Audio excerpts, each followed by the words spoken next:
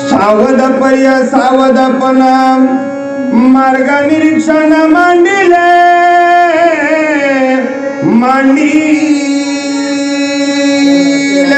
या ठिकाणी ग्रंथकर्ते नागबाबा आपल्याला कथा सांगू लागले. इथं 6व्या अध्यायामध्ये कथा आहे. विषय असणारा नरलीलेच आहे. आतापर्यंत आपण कथा नंदीग्रामाच्या ठिकाणी ऐकलेली आहे. मारुतीनं राजा भरताला झालेली कथा घडलेला वृत्तांत सर्व श्रुत केला आणि मग आता येरीकडा म्हणलं की कथा भाग बदललेला. कथा भाग स्वेच्छळ पर्वताच्या पायथ्याशी जिथं परमात्मा भगवान रामचंद्राचं वास्तव्य आहे. प्रभूनं आपल्या बंधूचं डोकं मांडीवर घेतलेलं. मारुती औषधी आणण्यासाठी गेलेली पण अजून औषधी घेऊन आले नाहीत. म्हणून भगवान रामचंद्राच्या मनाला चिंता वाटू लागली. मन चिंता करू लागलं. कशा प्रकारचं ऐकू म्हणतात. कापणीची कपिनंदन का लागले विलंबन नकळ काय झाली विघ्न राक्षसी जाणून मारी. कारण माणूस म्हणलं की माणसाला मन असतं. या मनाच्या दोन अवस्था आहेत. एक संकल्प आणि दुसरी विकल्प. तसं भगवान रामचंद्राचं मन म्हणू लागलं काय झालं असेल. राक्षस लोकांनी माव केली असेल का. काही कपट केला असेल का माझ्या मारुतीचा छळ केला असेल. नेमकं काय झालं असेल बरं. की सगळा पर्वताची चुकला की पर्वतांतराशी गेला की जाता मार्गाची भुलला वेळावला कपिंद्र. काय झालं असेल. माझ्या मारुतीचा मार्ग चुकला असेल का. ज्या पर्वतावर औषधी त्या पर्वतावर मारुती गेले नसतील का. दुसरीकडे गेले असतील का माझ्या मारुतीला वेळ लागला असेल का. राक्षसाने छळ केला असेल. नेमकं काय झालं असेल बरं. राक्षस कोणी निमाले तेथ ती माया केली बहुत गोवडी पाडीला हे हनुमंत कपिनाथ विटंबिला. काय झालं असेल. माझ्या मारुतीला नेमकं कोणत्या प्रकारचं विघ्न झालं असेल. मारुतीची विडंबना केली असेल का मार्ग चुकला असेल. माझा मारुती आतापर्यंत औषधी घेऊन यायला पाहिजे होत. का आला नसेल बरं. प्रभू असणार वाटेकडं पाहू लागलं. तो नबी राक्षसासी नाकळे सर्वथा माईची जिंतोनी माया राक्षसी निज कार्यासी लाजल. प्रभूचा केवढा विश्वास आहे. प्रभूचं मन म्हणू लागलं अरे माझा मारुती बलशाली आहे. निश्चित असणारा माझ्या मारुतीवर माया चालत नाहीये. माझ्या मारुतीवर जंतर मंतर चालत नाहीये. माझा मारुती राक्षसाला भीत नाहीये. पण मनाच्या ठिकाणी शंका मन म्हणू लागलं एवढं बळ असताना एवढी ताकद असताना एवढ्या वेळामध्ये औषधी घेऊन यायला पाहिजे होतं. का आला नसेल बरं. औषधी ते राखत गंधर्वासी देता तिही दिकीला कपिनाथ औषधी घेत पार्वती.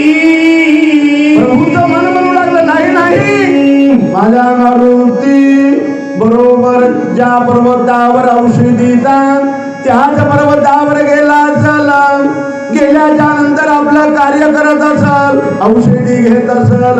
पण त्या औषधीला राखण दुष्ट दुराचारी गंधर्वाचा आहे.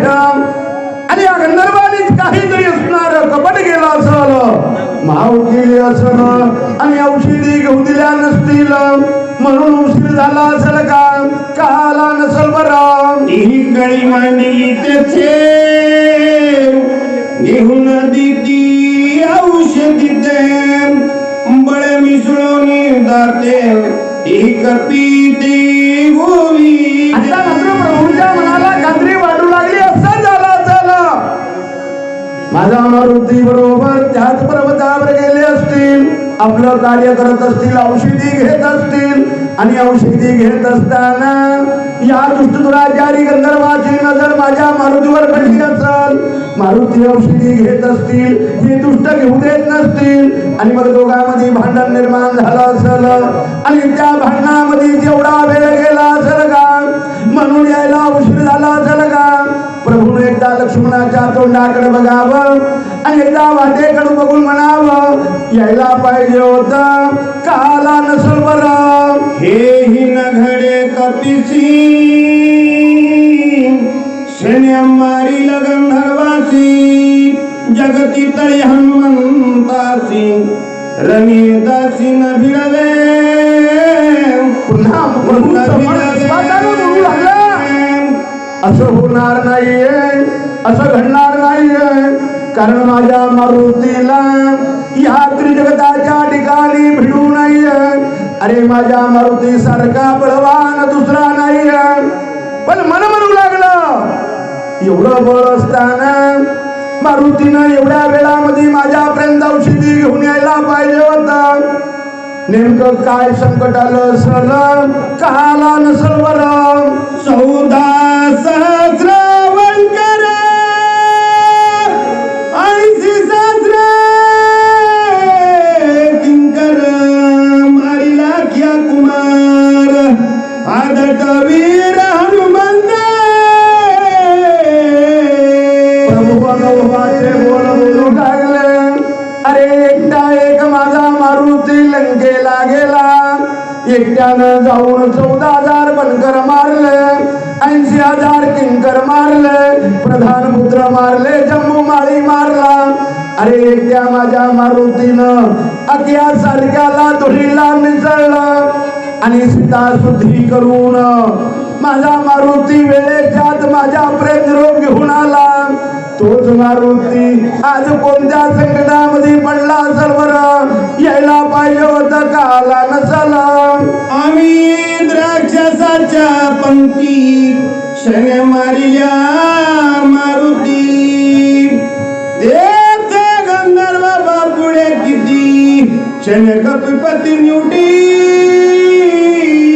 अमित ज्याचं गणित होत नाही ज्याचं मोजमाप करता येत नाही एवढं सैन्य माझ्या एकट्या मारुतीनं लंकेमध्ये जाऊन मारलं आणि सीता शुद्धी करून माझा मारुती वेळेच्या आत माझ्या प्रेम रोग घेऊन आला आणि तोच मारुती आज का येत नसल प्रभू पुन्हा पुन्हा त्या वाटेकडं पाहू लागल्या नकळे काय पडली गुंती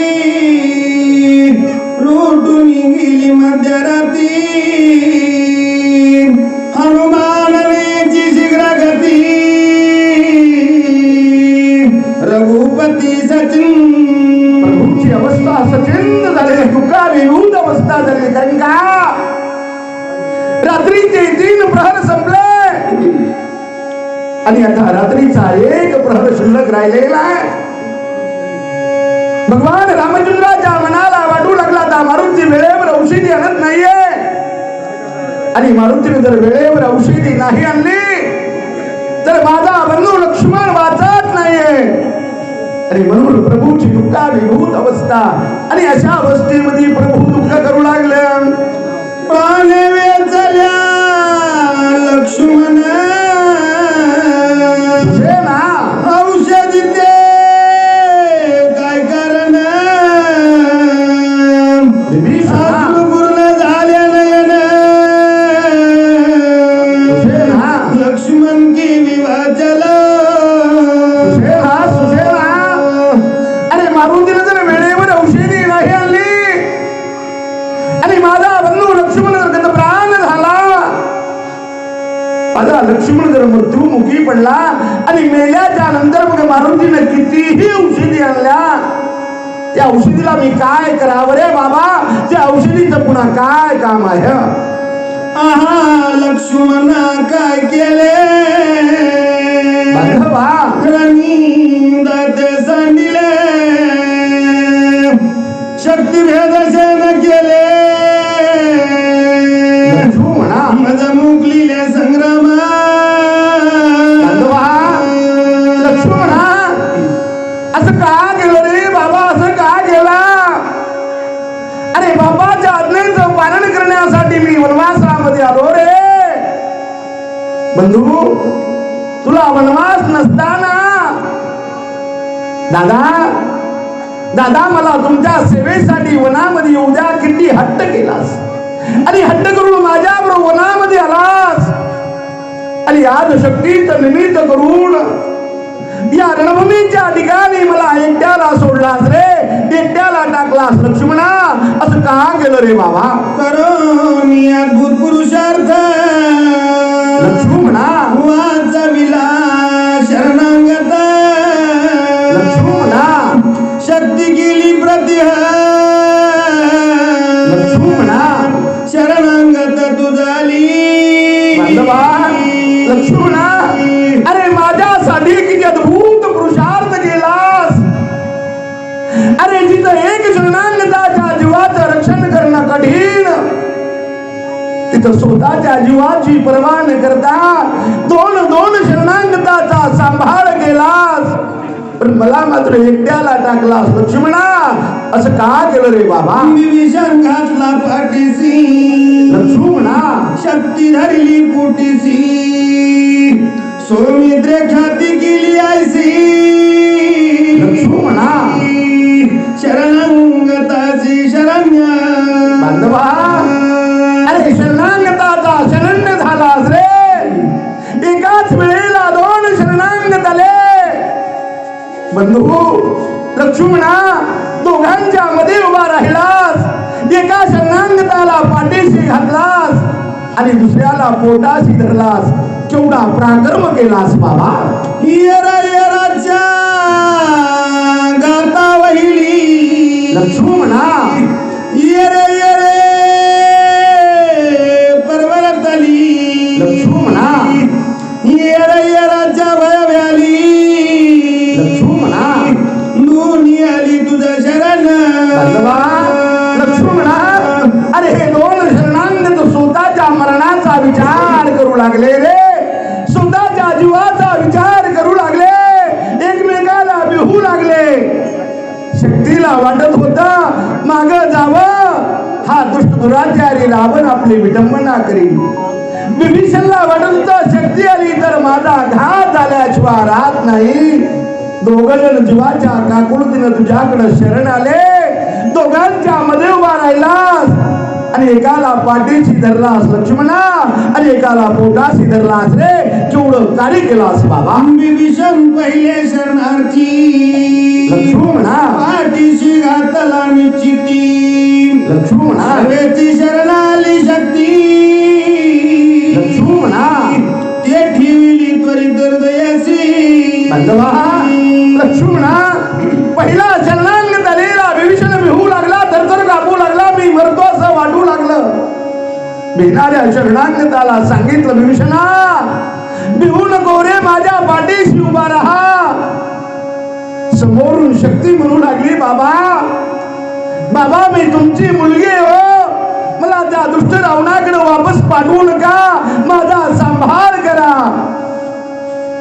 असं म्हणल्याबरोबर लक्ष्मणा मुलगी म्हणल्याबरोबर तुझ्या हृदयामध्ये बाबाची माया जागी झाली रे.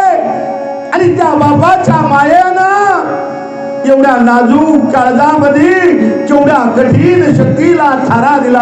लक्ष्मणा केवढं काळीज रे बाबा तुझं. प्राण जाईले सर्वथा लक्ष्मणा परिलुपेक्षा शरणांगता लक्ष्मणा सोमित्रे साथ गेले आता बांधवा प्राणंत व्यथा जाऊन अंधभा लक्ष्मणा, अरे माझ्यासाठी किती मरणांत व्यथा सहन केलास रे, केवढं दुःख सहन केलास, किती नाजूक काळीच, केवढी कठीण शक्ती, आणि एवढ्या कठीण शक्तीला एवढ्या नाजूक काळजामध्ये जागा देताना लक्ष्मणा, अरे मरणाचा विसर पडला का रे, असं का केलं रे बाबा? बैसुनी लक्ष्मणा जवळी, लक्ष्मणा हात पिठीत वक्षस्थळी, लक्ष्मणा सौमित्र मांडिली रांडोळी, लक्ष्मणा मजसी कबुली बुलेना. लक्ष्मणा, अरे अशी रांडोळी का मांडलास रे, अशी रांडोळी का मांडलास? अरे या जगाच्या ठिकाणी मी आता काय तोड दाखवावं? सगळं जग म्हणत असल दोघं बंधू वनवासाला गेले, आणि आज वनवासाहून जर मला एकट्याला अयोध्येला परत जाण्याची माझ्यावर वेळ आली लक्ष्मणा, एकटा जर अयोध्येला गेलो, अरे तुझी धर्मपत्नी उर्मिला जी 14 वर्षापासून वाटेकडे डोळे लावून बसली असल, आज वनवास संपणार आहे, आज माझे पती घरी येणार आहेत, ती सारखी वाट पाहत असल, आणि मला एकट्याला पाहिल्याबरोबर धावत येईल, विचारल दादा दादा माझे पती लक्ष्मण कुठे, तसं विचारल्यावर त्या उर्मिलेला मी काय सांगावं रे? लक्ष्मणा, वनाला निघालो त्यावेळेस माता कौशल्येनं सांगितलं होतं, रामा स्वतःच्या जीवापेक्षाही लक्ष्मणाचा सांभाळ करा. ती माता कौशल्या विचारल, माता सुमित्रा विचारल, बंधू भरत विचारल, मी त्यांना काय सांगावं रे बंधू, अशी रांडोळी का मांडलास बाबा? ये रे लक्ष्मणा, ये रे बांधवा, सात दिका बंधुरत्ना, ये रे लक्ष्मणा, मला सांगितली माझी रणा, निष्ठुर मना करुणी. बांधवा लक्ष्मणा, अरे माझी पाठ राखण करणारा तू पाठीचा बंधू ना रे, आणि आज या वैऱ्याच्या खाईमध्ये या रणभूमीवर मला एकट्याला टाकलास. लक्ष्मणा, कुणाच्या जीवावर सोडलास रे, कुणाच्या आधारावर टाकलास बंधू? मला सांगून दुखार्दी लक्ष्मणा, रणी निघाला शिकवरी, लक्ष्मणा माझ्या प्रभू समस्त साहिले. बांधवा लक्ष्मणा, अरे 14 वर्ष माझ्या सीमेमध्ये राहिलास, 14 वर्षामध्ये माझ्या हातून किती अपराध झाले असतील, एवढे अपराध पोटामध्ये घातलास बंधू, तुला कधी राग आला नाही? आणि आज असा कोणता माझा अपराध झाला ज्या अपराधाची मला सजा देतोस, माझ्यावर रागोला धरून बसलास? लक्ष्मणा बोल रे ना. बहुसाल कष्टला शिवनी, लक्ष्मणा कष्ट करीसी मुदिनी, पोटा पुले बांधुनी, बांधवा फळ्यानुनी मज देसी. किती सेवा रे लक्ष्मणा, किती सेवा. अरे 14 वर्ष सुताचं बोट बांधलास, 14 वर्ष निराहारी राहून रात्रंदिवस माझी सेवा केलास, आणि एवढी सेवा करून असा उपवासी जातोस का लक्ष्मणा? बोल रे एकदा.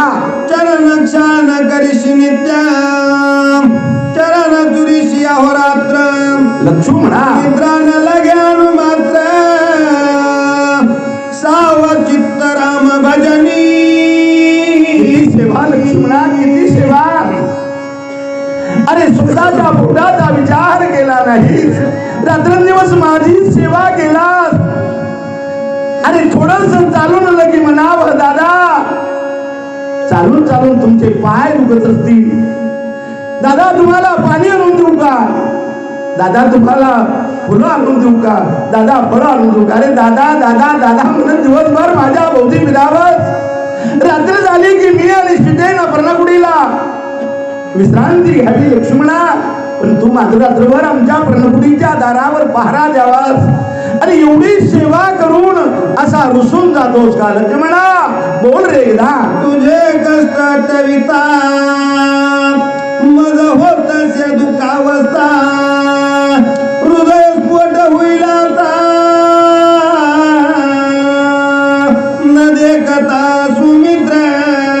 लक्ष्मणा अरे तुझं एक एक कष्ट जर आठवलं एका कष्टाची जर आठवण माझ्या मनामध्ये झाली अरे माझ्या हृदयाचा स्फोट होतो रे बंधू तुझा विरह मला सहन होत नाही तुझा बोला मला सहन होत नाही एकदा दादा म्हण रे बाबा म्हणून निघाली लोटांगली